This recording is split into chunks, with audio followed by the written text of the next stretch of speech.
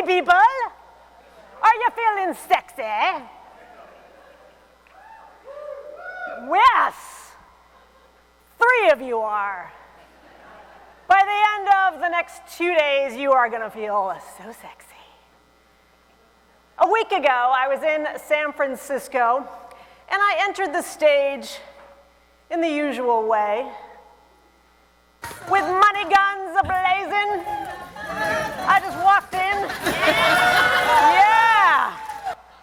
Yeah. You know how they say you should dance like no one's watching? And then you do? And then they take it and they put it on LinkedIn, and thousands of people watch it, including you. And that's the painful part. Because here's the thing, I didn't know this about myself, that I literally dance with my legs and my arms out like this, all splayed like a starfish, just kind of willy-nilly. And I realized no one ever told me that.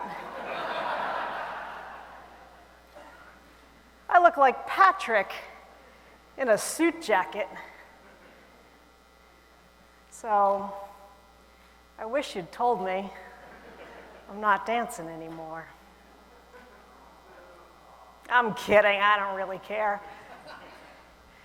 My friend Justin Levy, who was the event organizer at that thing, put it on LinkedIn. And Michelle Clark, where's Michelle? Yeah, Michelle says, if you don't do this at CEX, there's going to be crying in the room. I'm going to cry. And then she throws it out to Joe Polizzi. She said, Joe, get on this.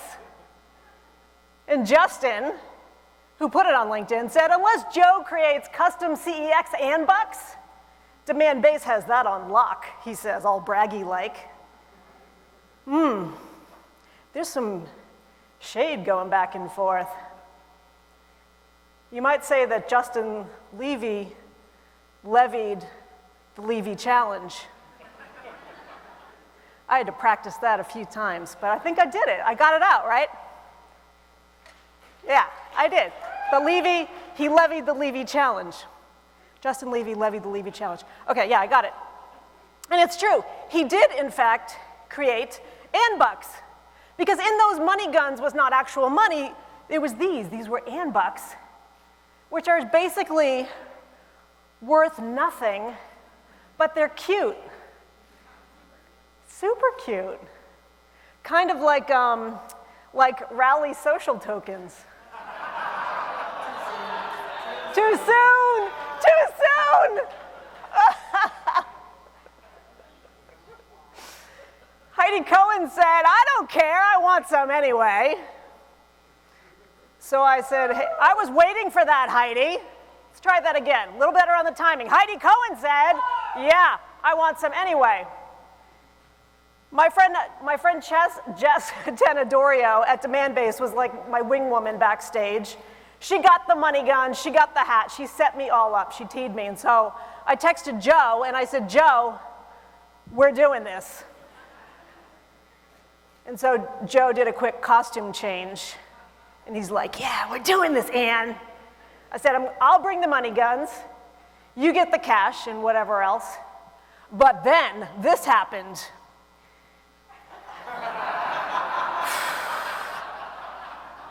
Yeah, they don't screw around. I said, we're going to need a plan B. And one thing about Joe Polizzi, you all know this by now, he is an idea guy. And immediately, I see this, and I'm like, oh good, this is coming. I see the 3 dots.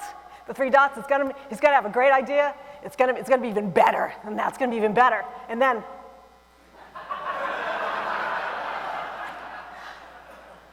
don't you hate that? Anyway, I waited, and then finally, last Thursday, he said, hold my beer. We got this. All right, friends, so here is the plan. Are you ready? Yeah. No money guns, no handbooks. Even better, actual dollars. Yeah, so here's what we're going to do. Underneath your chairs, there are scattered throughout this audience some actual notices. Yeah, I can see some of you reaching now. Come on, look under there. See what's underneath. What do we got? The first 5 people who come to the stage, you got to run up here, because first 5 who come to the stage.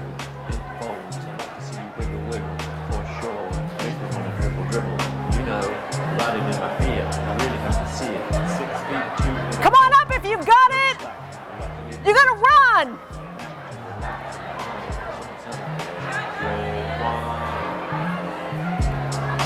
What? Come on, you don't look very excited. Come on, Rob is our first winner. $20 to Rob. What? Thank you. You're welcome. I came all the way from Belgium. All the way from Belgium to get $20. Wow. I had one, but since it was my idea. Oh my God, Michelle is just jumping the line. Oh my God, Amanda. She works for a nonprofit, so this works out. Evan. Oh, you got to keep that. I get both. You get both. Oh my God, was that great? Whew. And some of you might be thinking, well, I didn't get any money. That really sucked. But here's the thing. There's now like a bunch of money in the audience, so drinks are on them, right? So everybody gets something. Wow, I'm out of breath. We're in Spanx, so. All right. What are we here to talk about? I don't know. So today we're going to talk about how to write like the robots can't, even whilst we are using AI. So a few weeks ago, on a Monday morning at 9 a.m., I emailed this guy, Paul Rotzer, founder of the Marketing AI Institute. Paul, are you here? He's right here. He's mortified that his giant face is now on the screen. I can see it. Paul was out of the office that week, and so I got his autoresponder in response. ChatGPT-4 had written it. The prompt that Paul gave ChatGPT-4 is this. Write me a clever out-of-office email that explains I'm going to be slow to reply to emails because I'm traveling to a series of talks about artificial intelligence. And this is what I got back in my inbox after I emailed Paul. Paul's out of office read, I am out of the office attending and speaking at a series of AI conferences where I will dive deep into the trenches of machine learning, neural networks, and sentient toaster ovens. Just kidding about that last one, or am I? ChatGPT-4 wrote this in response to Paul's prompt. Now, 2 things struck me about Paul's out of office when it arrived in my inbox a few weeks ago. The first thing was the humor here. Machine learning, neural networks, sentient toaster ovens. The construction of this out-of-office email is following the rule of 3. Now, the rule of 3 is a principle of both comedy and copywriting, and it holds that in a series of 3 items, there's a pattern, right? Item 1, normal item. Item 2, normal item. Item 3, curveball. In a list of 3, you sort of throw this curveball in to interrupt the pattern, right? The third thing doesn't fit the mold. It's unexpected. And so in comedy writing, it interrupts the pattern and becomes the punchline. Or in copywriting, sometimes it's just a weird little aside. And so Paul's out of office followed this rule of 3. Machine learning, neural networks, sentient toaster oven. Same exact pattern. Now, when I saw this, the second thing I thought about was that aside, right? That little wink to the audience, the, or am I? Like it's little, or am I? Like it felt like that. Slightly odd. The idea of this sort of dumb little toaster oven with consciousness in this context, it just kind of hit different. And the reference felt slightly sinister. Not like the friendly little toaster, not like this little hero. No, no, no, I thought about it like this. Like, he's got an angry face, and look at the toast. Even the toast looks furious. It's like all spiky and agitated. So it's sentient and alive, you know it is, because it has unplugged itself. And it's, I'm sorry, like, look at this thing. It's gonna come to kill us all. I'm sorry I didn't give you more challenging items to toast. Sorry about that. Just some regular bread, probably thin sliced. Supermarket. So I know. You know, honestly, this gift doesn't really fit, but I loved it so much. Just this, just that butter, just, yeah. Pattern recognition, like the rule of 3, is what machines do best, right? But in this case, it felt different, like it just kind of hit different, like the kids say. It felt like something that a writer would say. It felt like something that I'd say. And so I got Paul's out of office email, and I was like, kind of registered, but you know, I had Instagram to scroll and whatnot, so I kind of forgot about it. Fast forward to that night, I'm lying in bed, and I can't stop thinking about this sentient toaster oven. It's 3 a.m., and I have been awake just thinking about, what does this actually mean? Why does this feel different to me? And so it became my 3 a.m. sentient toaster oven moment, now known as the STOM. And this struck me because I think it was the first time that I really came face to face with the idea that AI can write like you and me. I just felt depressed. I started thinking, like, what's the point? Like, why? Why do we write an office out of email when you can just spin up a prompt and ChatGPT-4 can do it for you? Or why even write a post or a newsletter or a caption for anything when you can ask AI to write one for you? Or why am I awake at 3 a.m. thinking about this? That's the rule of 3, by the way. Because see, it's like the 2 normal, like things that I'm actually thinking, but then the pattern interruption. Did you not see that? Yeah, you saw it? You got it? All right. One person. Paul didn't even get it. Paul's just like, still embarrassed about my face. And then the more I thought about it, I realized, you know, this isn't just about writing. I realized, what happens to creativity? So my STOM became a stoic. It became the 4 a.m. sentient toaster of an existential creator crisis, the STOECC. What happens to creativity in an AI world? And I dug into this in my own brain in the middle of the night, lying in my own bed. I started playing that out. Like, who needs sleep, number one? But secondly, like, what happens? So I thought of like 3 scenarios at 4 a.m. I knew that 3-4 was I should have closed the gap between, because this reads like 4 different scenarios. It's only 3. They happened at 4 a.m. This is the importance of copy editing. So the 3, I started to do it again. The 3 things that I thought about are, number 1, like toasters hold tyranny, right? Robots reign over everything. Creators are crowded out in this sort of tsunami of content that's created by the robots. It makes our job all that harder. Like, it's already hard to build an audience, even of just 4,000 like Joe shared. It's gonna be even harder, isn't it, with all this stuff going on? And how does that change the incentive structure? How does that change the money part of it? And more importantly, if toasters are creating all of this stuff and some of us kind of give up, how do we generate new ideas at all? The second thing I thought about was, well, maybe this isn't so bad, saying to make myself feel better. Maybe it'll just be like an explosion of AI innovation, and maybe this will give us a hand in all those boring parts that we hate. Maybe it'll actually increase our efficiency, and maybe it'll increase our creativity. Or the third part is, maybe just homemade commands a premium, because people will be so hungry, so starved for authentic human experiences where you can actually see the person behind the content, that maybe this is a good thing for creators. So these 3 things are what I was thinking about, but you know what? This is not the rule of 3, because this is just like a list. like 3 things, because the last one isn't like a curveball. I thought that might be funny, but I guess not. It's just a list. That's the thing. It's all right, leave me hanging, that's fine. I was wondering, like, what is the point? That's where I got to it, like 4 a.m., 4:30, as the clock is going on. Like, what's the point of creating? You know what the toaster was like down in the kitchen going, I don't really care, sucker.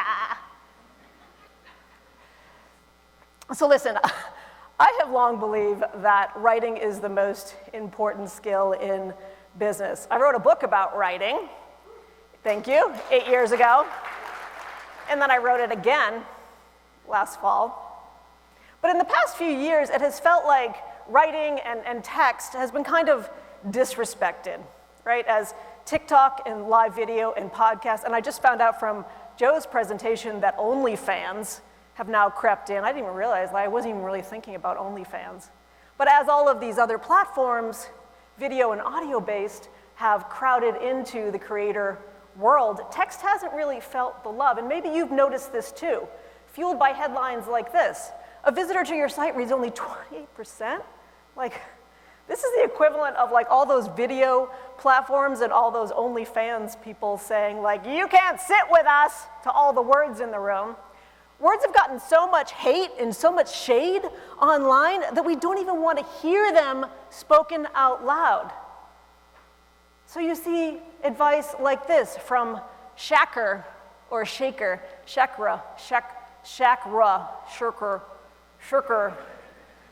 video marketing blog. 3 seconds, no sound. Like maybe you can glance at a word or two, you see a letter fly by, but that's it. In other words, breaking news from CNN, writing is absolutely dead. Because we're all in on like the TikTok and the Discord and the Web3 and anything but text. But then, what happened? November 30th, 2022, who's sliding into our DMs? Who do we see? This little guy. He's like, hello, I'm ChatGPT. He is kind of cute. And then overnight, between November 30th and now, the conversation has kind of shifted. And now, you can't wander through a single news headline, you can't wander through LinkedIn without having a high step over stories of like generative AI and large language models, and prompt carousels are everywhere. You can buy a course to teach you how to prompt the machine to write better, to create better content. Courses are everywhere, right? And so the conversation shifted overnight. Just kidding, we got it wrong. Oopsies. This is Danielle. Actually, I don't know her name. I just made that up. So writing is back, right? And why is that? I think it's curious. Because prior to ChatGPT, we weren't really talking about writing all that much. But now, suddenly, we're all talking about it. And I think it reveals something fundamental about the creator economy, about marketing, and maybe about writing itself, which is that, yes, writing is the most important skill in business, and it's because our words are the foundation of our relationships. And what's more, it's not writing or a podcast or writing or video. Instead, it's both, right? These two things are stronger together. It's not a binary choice. It's not one or the other. So whether Paul's out of office keeps you up at night or not, I love the fact that we are all in on words and we're all in on writing. The second thing, though, the other conversation that has cropped up around ChatGPT and around generative AI is that speed matters, right? Speed is a creator's competitor advantage. You see this everywhere. And you look at the messaging around the many AI tools that are out there. Look at the messaging around the platforms. It promises, for example, that you can write long-form content 5 times faster. This is an actual screenshot from a generative AI company. But its competitor looked at this and said 5 times? Heck no, we'll help you do it 10 times faster. Another competitor saw that, said 5 times, 10 times, that's chump. You know what? We can do it 20 times faster. It feels like the sort of arms race in the productivity Olympics, doesn't it? Where like the winner is the one who produces the most content, the fastest. We can do it faster than anybody. But the thing that we forget about is that it's not just about throwing a bunch of stuff into a generative AI platform. You can't throw a bunch of raw words in there and expect to get something usable back. And is faster really the goal? Like, is our goal as creators to create faster and faster? Do we want to create faster and more? Joe talked about this a second ago. What's the real goal of our work? And so 430 Ann was wondering, like, why? Why do we do what we do? Joe shared this research a little bit that we collaborated on. Why are we creators? And he talked about this. He called it out. The number one is joy. But at 4:30 a.m., I was thinking, what is joy? What's the purpose of any of this? Joe talked about joy in the context of we want to create something that matters. I think it's a little bit deeper than this. Not only do we want to create something that matters, but we want to feel part of a community, right? We want to create this sort of like-minded community around us. We want to connect with people who kind of share our worldview. And at 4:30 a.m., I thought this, and I still believe this is true, it's because we want to feel a little less weird, right? We want to have people around us who have a similar point of view, a similar mindset. We want to feel a little less weird. We maybe want to feel a little less alone.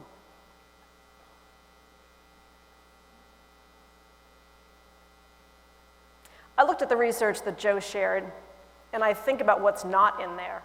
For example, none of us, like 0% of the folks who responded to the survey were saying, can't wait to count the hours to the weekend, or I'm just here to avoid accountability, or I really love being a cog in a wheel.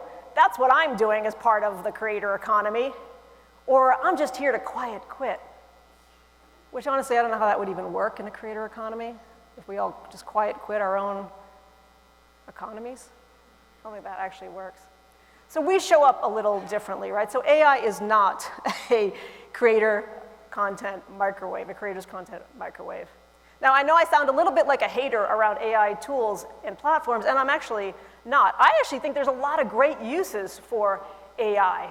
All of these things, connecting ideas and drafting if you are having trouble getting off the starting block, or editing, or brainstorming, or optimizing, or all of these things. AI can be incredibly useful as a tool to do these things. And this is how I use the toaster. I use it to, for example, sometimes connect ideas one to another. Or I do this a lot, reality checking. Like I'll have a thought about something, and I'll pop it into the tool, and I'll be like, what am I not thinking about here? And the toaster is like, I'll tell you, with its angry toast coming out. It makes me faster in a way, but not because it helps me write faster, but because it compresses that early stage of brainstorming, right? It helps me get stuff out of my head and onto the page. But the thing is, it's not great at the writing piece of it. It's great at some of the other stuff around it. So terrible uses of AI writing. Anything we need to learn to be more valuable to ourselves long term, not just to our audiences, but to ourselves. Second thing, anything that requires our original insights or ideas, or anything that needs our buttery warm human voices. I think of AI as the helper that's kind of perched on your shoulder, who can maybe help you get your ideas off the ground, get them onto a page, into a video, into a script, but not the creator at the keyboard. And this is a really important distinction. It's AI helps you. It's not that AI is coming for you. It's that AI is there for you if you choose to use it. So I do think that AI will increase efficiency and productivity, yet our creativity doesn't come from AI, right? It comes from the sum of our experiences, our knowledge and our senses, and our own consciousness and emotions and our own imagination. And sometimes I think that the joy that we get out of being creators comes from doing it ourselves. The joy that we get out of creating anything by our own hands is so much deeper than anything that we can get from AI, right? So the joy of sticking that landing at the end of a sentence comes from the effort of doing it yourself. Just like the pride and the joy that you feel in that. That's why joy is number one. Feels a little bit like a mic drop moment, doesn't it? But it's not, because I'm contractually bound to give you some how-tos and not just some point of view. I had to sign a contract. Joe said, don't get up there and just pontificate. And I was like, okay.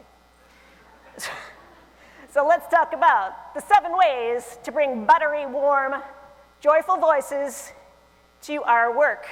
I have now moved on from being a starfish to being just a piece of bread with butter here. All right, so let's talk about how do we actually bring some joyful voices to our work. Our job is to express ourselves in ways that AI can't, right? So I think we need to constantly be looking for ways to express things, for new ways to express things.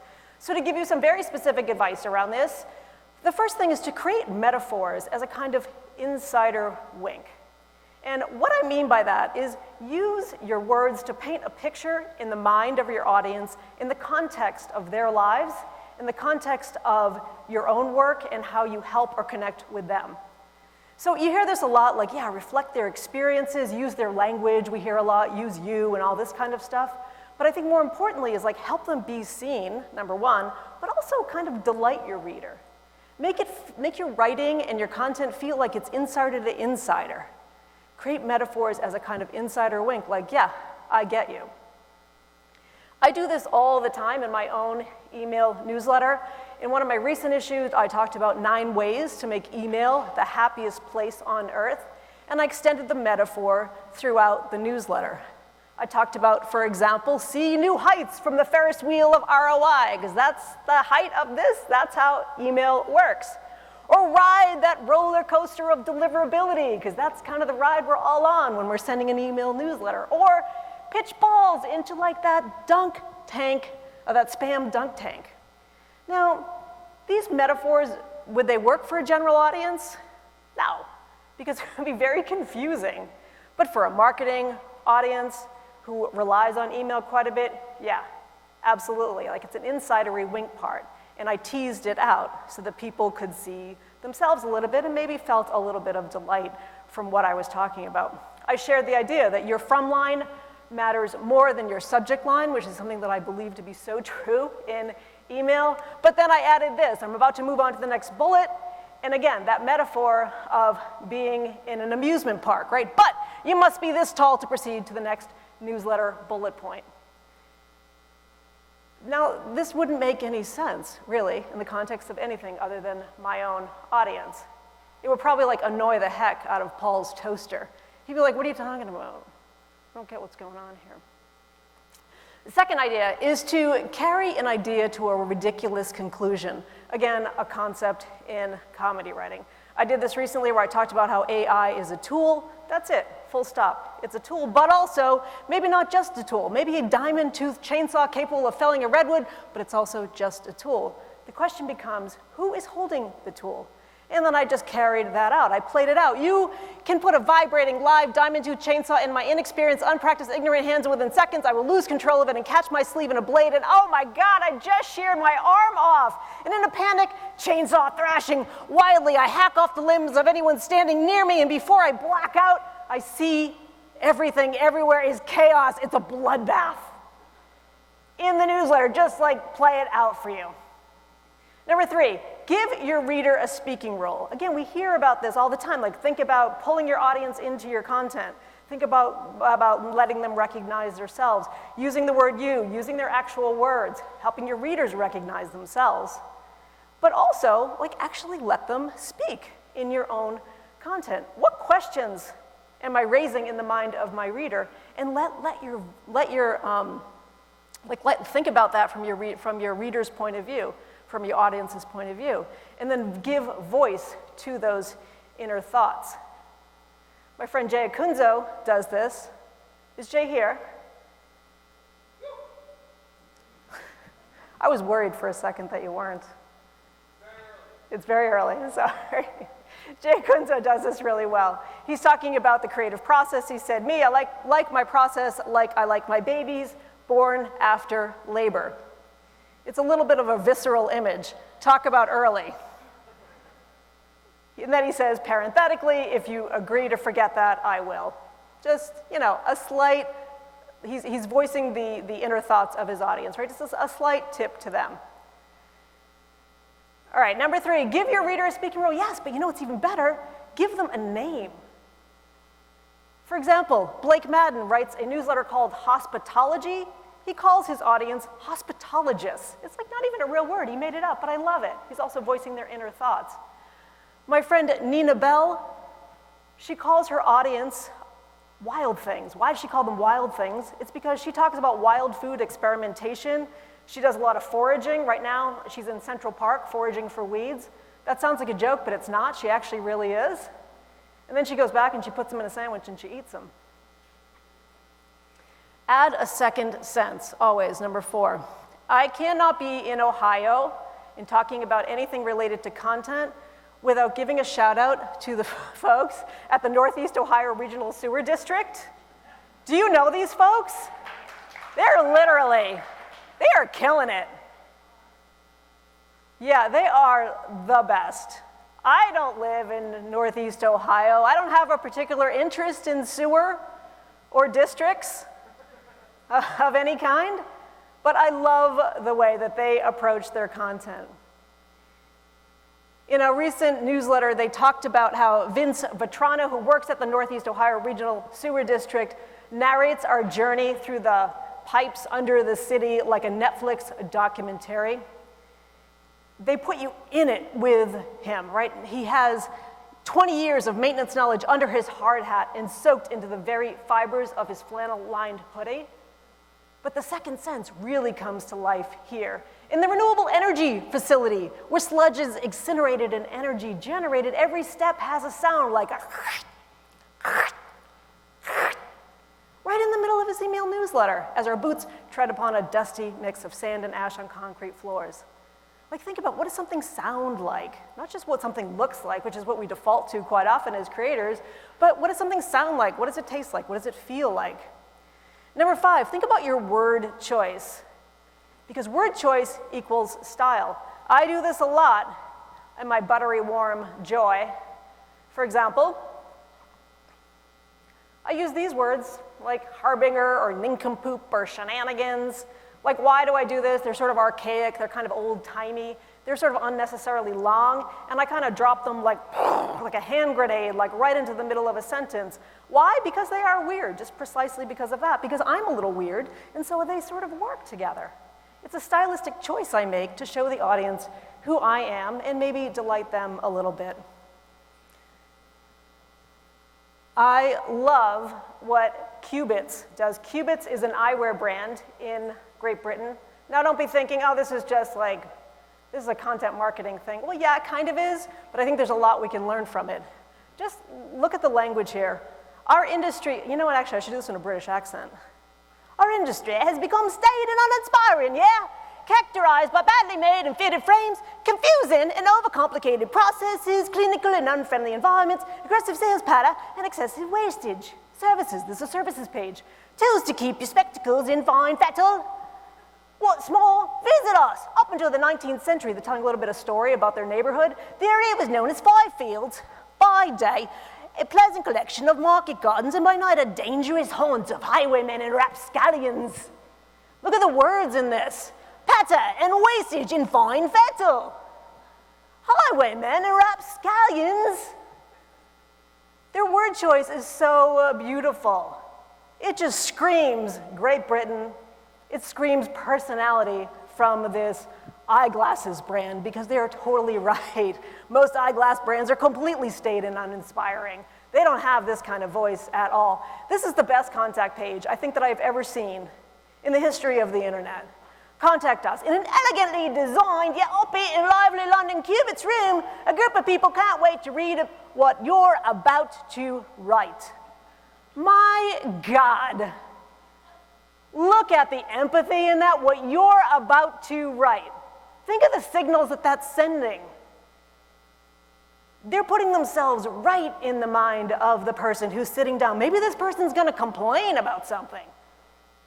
And they're letting them know, they're signaling, there's a human on the other end. In fact, there's a upbeat and lively Cubits room full of people who are just waiting for your email to come. They're like, oh yes, oh goody, goody, goody. We're going to get an email today. I wonder what it's going to say. It's just such a simple approach, but it changes the whole dynamic. It changes the page. All right, play with repetition and signature bits.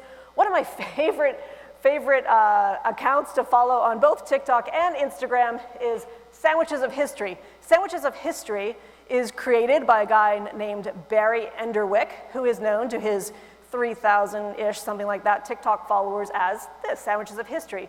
He's built a sort of niche for himself by filming himself making sandwiches. That's it. Making sandwiches from different periods and different times. That's it. 300,000 people on TikTok watch him every single day show up to make a sandwich from history. And I want to play this short clip for you and listen for some of the words that he uses here, okay? Welcome to Sandwiches of History. Today from 1001 Sandwiches of 1936, we're going to be making the baconiple sandwich. To make this culinary delight, onto buttered bread we put applesauce. On top of that, we sprinkle crumbled bacon. Okay, let's give this baconiple sandwich a go. So this is quite tasty. I mean, pork and fruit go well together. Bacon and fruit go well together, and this is no exception, especially apples. I do want to plus it up a little bit, though. Okay, a little cinnamon. Okay, let's give this plussed up baconiple sandwich a go. Cinnamon and applesauce go great together. The bacon is smoky, it goes well with the cinnamon too. It's good. Okay, so the original baconiple sandwich was actually pretty tasty. It's clearly a snack sandwich. It's not meant to be like, hey, here's your lunch. And in that category, I'm going to give it an 8. The combination of applesauce and bacon is a great combination. Adding the cinnamon, 8.5. Yeah, it's tasty. I would eat this again. I would make this again, and I'm definitely going to finish that. All right, see you tomorrow. And yes, I know it's pronounced bacon apple. I just wanted to have fun. So fun. Couple of things that I love there. Maybe some of them stood out to you. Maybe you've seen them before, so you know this, but there's a few things that he does, right? He doesn't say, I want to improve this sandwich. He says, I want to plus it up. When he's about to taste the sandwich, he says, let's give this a go. And he pronounces that go in a certain way. Let's give it a go every single day. And the third thing is he talks about like this little tasty little number, here. He has merch that has his signature bits on them. Gonna plus it up, gonna give it a go. Tasty little number. All right, my final point here is to don't let your writing feel like writing. Don't let it read like writing. What do I mean by that? Let's just walk through this together. Compare this sentence. I am alive, the toaster oven said quietly and menacingly. Now, we hear a lot that you shouldn't use adverbs in writing because they're kind of lazy. But why? Well, it's because they aren't as strong a way to plant an idea in the mind of your reader. It just doesn't anchor the idea quite as well. And also, it's just telling, right? It's not showing. So this is telling. Something like this might be showing. I am alive, the toaster oven whispered. Not quietly, whispered. Its already small eyes narrowed. Much better sentence because you're showing, not just telling. But there comes a point where the showing needs to stop. And this is where the skill comes in, where learning over time can help. I am alive, the toaster oven whispered. The small iris of its corneas disappeared as its eyes narrowed. Now, why does this not work? It's because it's too clinical, right? It kind of takes you out of the moment a little bit. You're not just watching somebody's eyes narrow and getting that kind of vibe. Instead, it's like, the iris of its corneas, is the iris the thing in the middle? Or is it the cornea is the thing, the iris is the thing in the middle. You see what it's like? Your brain is like, it like disengages from the writing and instead feels like you're reading writing. You know what I mean? You know what I mean? Yeah, okay. I thought I lost you. You got this though, right? So yeah, that's a don't, that's a no. All right, bonus, I will never stop talking about this, and I feel like I just need to mention it every single time I talk about writing. Just read it out loud. Take a beat, take a second before you hit publish, read anything that you write out loud. It's a difference between sounding like you in your own unique creative voice and sounding like, I don't know, maybe like an AI tool just like spit out 100 Facebook ads for microwavable fish or something. I don't know, read it out loud. So what about Paul's toaster oven? Like, did I get any sleep ever? Have I been like sleeping? And it turns out that yes, I actually am sleeping. And do you know why? It's because AI is endlessly derivative. And the thing that I didn't realize until the next morning, slightly bleary-eyed, I sort of thought, what is a sentient toaster oven? And like, where did that actually come from? Are there references to it already? Did AI just make that up? It turns out that the concept of a sentient toaster oven or another household appliance that has kind of gained consciousness or personality is a common theme in science fiction and fantasy and gaming, stretching as far back as 2008. So yeah, AI didn't just make this up, which is what I originally thought. Instead, it actually pulled it from somewhere else. Again, AI is endlessly derivative. And so our job is to not be derivative, right? Our job is to infuse our content with a kind of personality and a life and imagination that could only come from us, that is not endlessly derivative. So yeah, writing is thinking. All of us in the room have an opportunity to create content that feels uniquely like ours, but that starts way before you put a single pixel on a page. It's really about thinking with our own unique point of view, with our own personality. So yeah, you know what? I'm just sleeping like a baby. And that, my friends, is the end of my presentation. Thank you so much.